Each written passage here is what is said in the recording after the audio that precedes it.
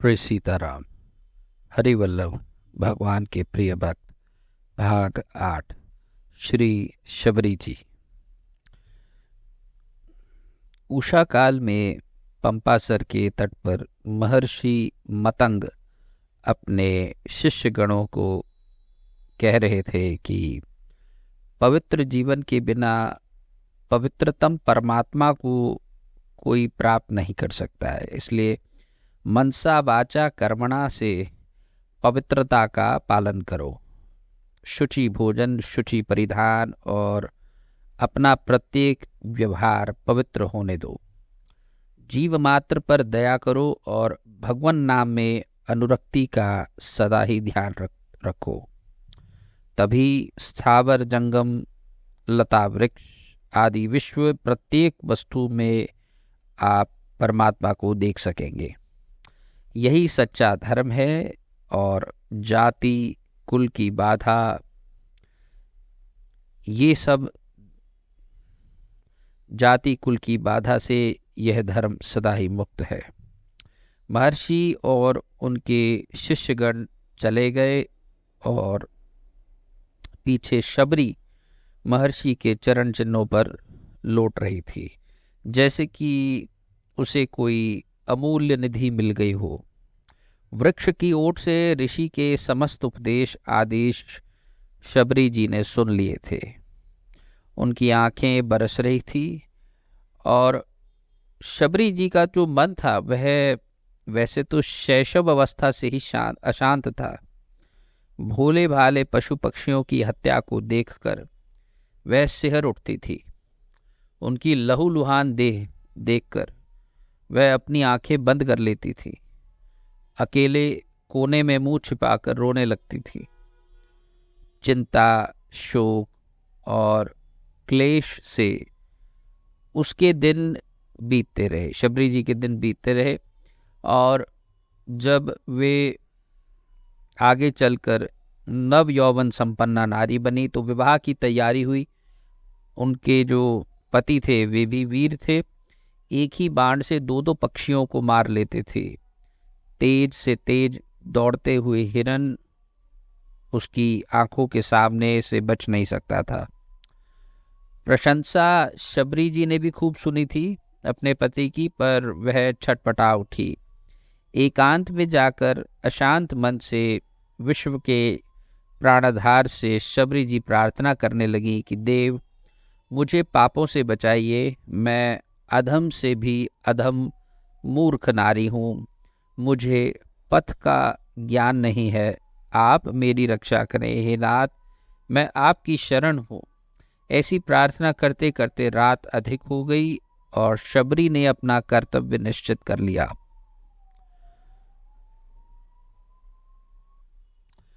अर्धरात्रि का समय था। सर्वत्र नीरवता का साम्राज्य था। आकाश में तारे किंकर्तव्य विमूढ़ से होकर टुकुर टुकुर ताक रहे थे और शबरी चुपके से दबे पांव घर से निकल पड़ी और घने जंगलों में जाकर कहीं विलीन हो गई। कंटकाकीर्ण पथ, नदी, वन और पर्वत का उसे ध्यान नहीं था। वह भागती चली जा रही थी एक अनिश्चित स्थान की ओर। उस समय उसे केवल यही ध्यान था कि मैं अपने माँ बाप के हाथ ना आ जाऊं। हिंसा से बचकर आजीवन ब्रह्मचारिणी रहकर ही प्रभु का भजन करूं। भागने में उसे अपने तन मन की सुधि नहीं थी। भक्तों, यहाँ शबरी जी का विवाह होने वाला था और जो उनके पति, जैसा कि देखा जा रहा है कि वे हिंसक प्राणियों की, उनके जाति में देखती थी कि हिंसक प्राणियों का वध भी किया जाता है और उनके जो होने वाले पति थे वो भी अच्छे शिकारी थे। तो वे अपने विवाह इसलिए नहीं करना चाह रहे थे कि वे पापों से बचना चाहती थी और भगवान का भजन करना चाहते थे। वो नहीं चाहते थे कि किसी भी प्रकार से उनका जीवन जो है हिंसा या हिंसक लोगों के साथ में व्यतीत हो। भागने में उसे अपने तन मन की सुधि नहीं थी, ना क्षुधा की ना तृषा की। 2 दिन बाद शबरी जी पंपासर जाकर पहुंची और वहां थक गई थी। प्रातः हो चला और पूर्व क्षितिज पर अरुणिमा बिखर गई थी। तो उसी समय स्नानार्थी मतंग ऋषि जी की चर्चा उन्होंने सुन ली। महर्षि जी के दर्शन से कुछ अद्भुत सा प्रभाव उनके मन पर पड़ा। अपूर्व शांति का आज उन्होंने अनुभव किया और वहीं रहने का उन्होंने निश्चय किया। पर उनके रहने से ऋषियों के तप में विघ्न पड़ेगा, इस विचार से उन्होंने अपने रहने के लिए ऋषियों के आश्रम से दूर एक छोटी सी कुटिया बना ली। शबरी जी ने समझ लिया था कि भगवान के प्राणाधार उनके भक्त होते हैं और भक्तों की कृपा हो जाने पर भगवत दर्शन निश्चय ही हो जाएंगे। वह एक पहर रात्रि रहते ही ऋषियों की कुटियों के आसपास की भूमि तथा पंपासर की ओर जाने वाले मार्ग पर झाड़ू लगा देती। एक कंकड़ी भी किसी महर्षि या उनके सौभाग्यशाली भक्त के चरणों में ना चुभ जाए, इसलिए वह बार बार झाड़ू लगाती थी और वहां जल छिड़ककर सुगंधित पुष्प डाल देती थी।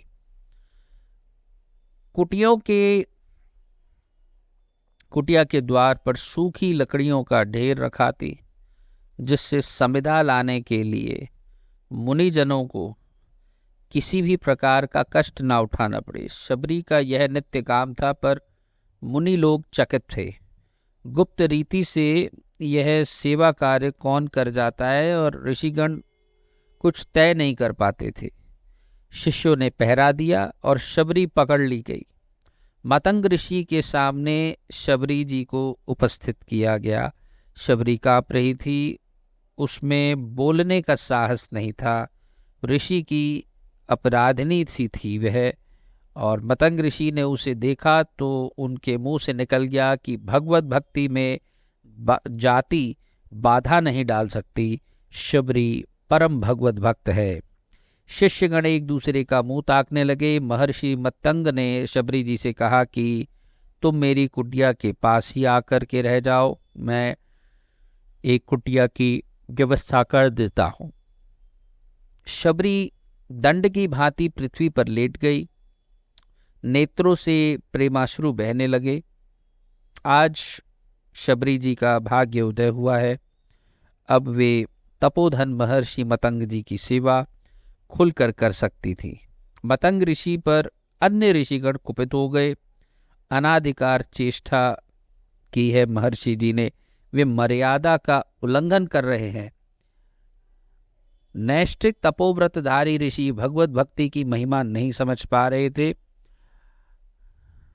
एक बार शबरी जी का स्पर्श किसी अन्य ऋषि से हुआ तो ऋषि ने कहा कि अदम कहे कि तूने मुझे स्पर्श कर दिया, मुझे पुनः स्नान करना पड़ेगा। क्रोध में उन्मत्त होकर उस ऋषि ने शबरी को डांटा और पुनः पंपासर की ओर चले। शबरी तो ध्यानमग्न सी थी।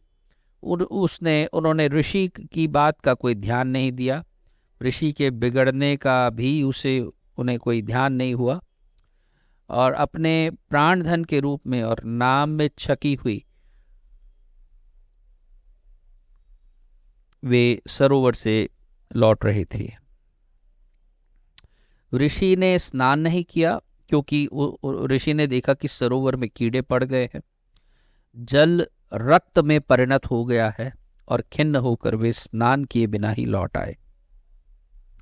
इधर मतंग ऋषि का अंतिम समय आया।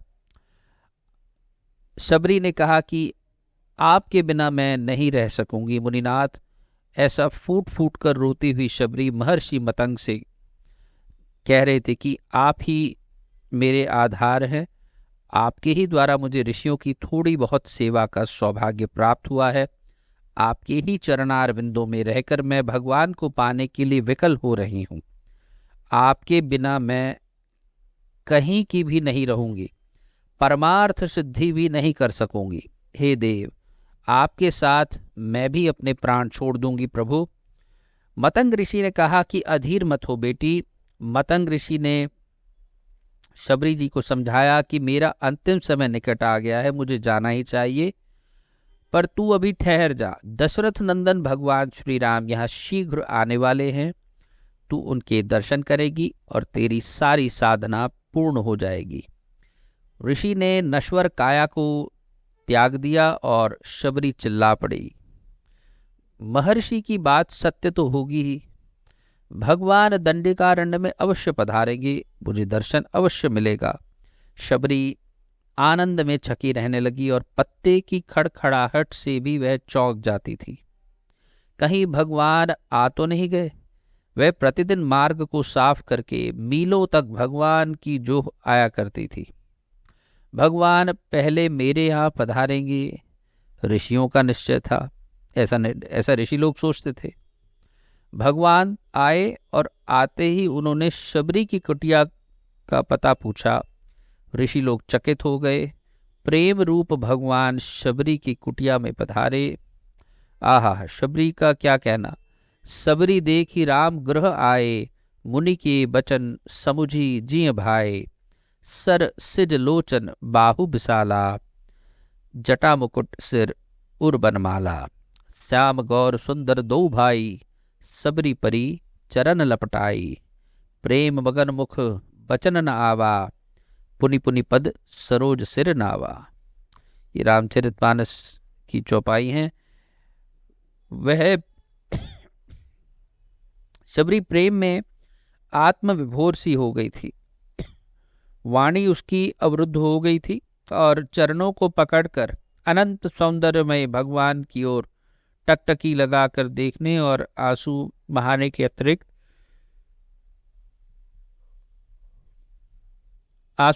अतिरिक्त वह और कुछ भी नहीं कर पा रही थी। उसके वश में कोई बात भी नहीं थी। हे प्रभु, आपके लिए एकत्र किए हुए फल मूल आदि रखे हैं। बड़ी कठिनता से अर्घ्यपाद देने के बाद शबरी ने कहा। वह चुने हुए मीठे मीठे बेरों को प्रतिदिन भगवान के लिए रखती थी। उन बेरों को ले आई, बड़े प्रेम से देने लगी। भगवान आनंद पूर्वक खाने लगे। भगवान को उन बेरों में इतना अधिक स्वाद और आनंद का अनुभव हो रहा था जैसे प्रेममयी जन्मदायिनी जननी श्री कौशल्या जी उन्हें भोजन करा रही हों। अपनी अभीप्सा पूर्ति देखकर अत्यंत प्रसन्नता से हाथ जोड़कर वह अत्यंत प्रेम से प्रार्थना करने लगी कि ही विधि अस्तुति करो तुम्हारी, अधम जाति में जड़मति भारी। अधम ते अधम अधम अति नारी, तिन मह में मति मंद अघारी। शुद्ध प्रेम और दीनता देखकर भगवान ने उत्तर दिया, कह रघुपति सुनु भामिनी बाता, मानव एक भगति कर नाता। फिर भगवान ने शबरी जी के सामने नवधा भक्ति का निरूपण किया। इसी बीच में ऋषियों का समुदाय शबरी के आश्रम में भगवान के दर्शन निमित्त आ गया। उस समय ऋषियों का ज्ञान अभिमान लुप्त हो गया था। वे मतंग ऋषि के तिरस्कार के लिए मन ही मन पश्चाताप करने लगे थे। उनके मुंह से निकल गया कि शबरी तू धन्य है। पंपासर में कीड़े पड़ने और जल में रक्त के रूप में परिणत होने के संबंध में श्री लक्ष्मण जी ने ऋषियों को क्या बताया कि मतंग मुनि से द्वेष एवं बाल ब्रह्मचारिणी सन्यासिनी परम भगवत भक्त और साध्वी शबरी के अपमान करने से तथा आप लोगों के अभिमान करने से सरोवर की यह दुर्दशा हुई है। शबरी के पुनः स्पर्श करते ही वह शुद्ध हो जाएगा। भगवान के आदेश अनुसार शबरी ने सरोवर को स्पर्श किया। उसका जल पूर्ववत निर्मल हो गया। भगवान उसकी कुटिया से चलने लगे। शबरी अधीर हो गई। चरणों की दृढ़ भक्ति भगवान ने उसे दे ही दी थी। अब उसे कुछ भी पाना शेष नहीं था। उसकी सारी आकांक्षा प्रभु ने पूरी कर दी थी। अब वह भगवान से विलग होकर किस लिए जीवन धारण करती। ऋषिजनों के सामने ही उसने अपना पार्थिव देह जो था वह उसने त्याग दिया। ऋषिगण शबरी की जय जयकार करने लगे। धन्य थी शबरी और धन्य थी शबरी की प्रेममयी अद्वितीय भक्ति। भक्तों, भक्तमाल के टीकाकार श्री प्रियादास जी महाराज शबरी के भक्तिमय दिव्य चरित्र को अपने भक्ति रस बोधनी टीका में कुछ कविताओं में लिखते हैं। मैं एक दो कविता कहूँगा, उसके बाद उसका भावार्थ कहूँगा। भावार्थ में भी लगभग भावार्थ वही है जो आपने कथा में सुना है, लेकिन कुछ जो थोड़ा सा भावार्थ मैं उसको कह दूंगा कि वन में रहती नाम शबरी, कहत सब चाहत टहल साधु तन न्यूनताई है, रजनी के शेष ऋषि आश्रम प्रवेश, करी लकरीन बोझ धरी आवे मन भाई है। ऐसा करते करते मैं यहाँ से कहना चाहूँगा कि मतंग जी भगवत भक्ति के प्रभाव को बहुत अच्छी तरह जानते थे और वे सोच विचार कर शिष्यों से बोले कि भक्ति के प्रताप से यह इतनी पवित्र, यानी शबरी इतनी पवित्र है कि इसके ऊपर कई कोटि ब्राह्मणता न्योछावर कर देनी चाहिए। मतंग जी ने शबरी को आश्रम में एक पर्णकुटी में रहने का स्थान दिया और उसके कान में श्री सीताराम मंत्र दिया और कहा कि मैं प्रभु की आज्ञा से उनके धाम को जा रहा हूँ, तुम इसी आश्रम में रहकर भजन करो, यहीं श्री राम जी का दर्शन प्राप्त करोगी। गुरुदेव श्री मतंग जी के वियोग ने शबरी जी के हृदय को बड़ा ही कठोर कष्ट दिया।